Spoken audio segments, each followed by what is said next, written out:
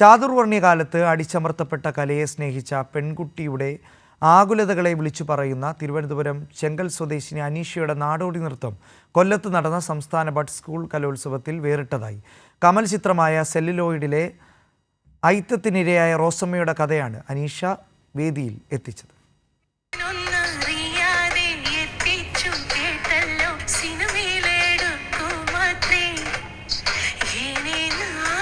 തൊട്ടുകൂടായ്മയും ജന്മിത്വവുമൊക്കെ നിലനിന്നിരുന്ന പഴയ കാലത്തെ ഭാവങ്ങളായും ചുവടുകളാലും അനീഷ നന്നായി അവതരിപ്പിച്ചു. സ്കൂളിൽ ഡാൻസൊക്കെ പഠിക്കുകയും ചെയ്യും, പാട്ട് പാടുകയും ചെയ്യും.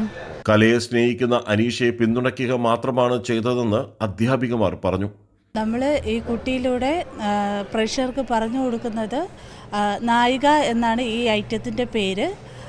അതായത് ഒരു താഴ്ന്ന ജാതിയിലുള്ള ഒരു കുട്ടി കണ്ടിഷ്ടപ്പെട്ട് നായികയിലോട്ട്, അതായത് സിനിമയിൽ ആദ്യമായിട്ട് നായിക എന്ന കഥാപാത്രത്തോട് അഭിനയിക്കാൻ പോകുന്നു.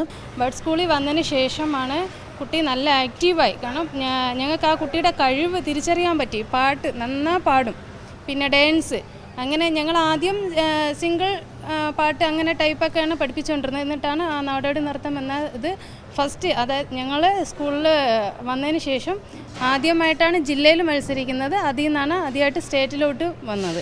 അല്ലാതെ ഞങ്ങൾ ബ്ലോക്ക്, പഞ്ചായത്ത് തലം അങ്ങനെയൊക്കെ മത്സരിപ്പിച്ചുകൊണ്ടിരുന്നതാണ്. ഇപ്പം നല്ല മിടുക്കി ആക്റ്റീവായ ഒരു കുട്ടിയായിട്ടാണ് ഞങ്ങളുടെ സ്കൂളിൽ ഇപ്പോൾ ഉള്ളത് കുട്ടി. മകളെ ഓർത്ത് താൻ അഭിമാനിക്കുന്നുവെന്ന് അമ്മ അനിതയും കൈരളി ന്യൂസിനോട് പറഞ്ഞു. എൻ്റെ ഇവളെ അച്ഛൻ നല്ല പാട്ടുകാരനാണ്, പാട്ടൊക്കെ പാടാനൊക്കെ പോകും കല്യാണം കഴിഞ്ഞ്. അതുപോലെ മോക്കും ഭയങ്കര ഇഷ്ടമാണ് പാട്ടിനും ഡാൻസിനൊക്കെ. ഒരു കുഴപ്പമൊന്നുമില്ല, എനിക്ക് മോള് സന്തോഷം തന്നെ. നല്ല അവിടെ നല്ല ടീച്ചറൊക്കെ വലിയ കാര്യം, നല്ല പഠിപ്പിക്കും, ക്ലാസ്സൊക്കെ നല്ല പാട്ടും. ഇല്ല കുഴപ്പമില്ല, മോള് നല്ല മിടുക്കിയായി. നല്ല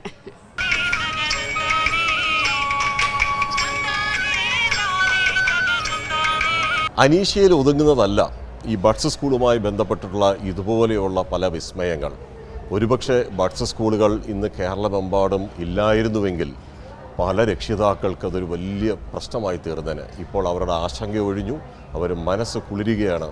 പല അമ്മമാരും ഇതുപോലെയാണ് പ്രതീക്ഷിക്കുന്നത്. ആൺമക്കളായാലും പെൺമക്കളായാലും അതിൽ പ്രായപോലും വ്യത്യാസമില്ലാതെ അവരൊക്കെ ഇന്ന് അവരാഗ്രഹിക്കുന്ന പോലെ ഇന്ന് തട്ടിൽ കയറുന്നു, വിദ്യാസമ്പന്നരാകുന്നു, സ്വയം കാര്യങ്ങൾ ചെയ്യാൻ പ്രാപ്തരാവുകയാണ്. ക്യാമറമാൻ അയ്യപ്പദേവനൊപ്പം രാജ്കുമാർ.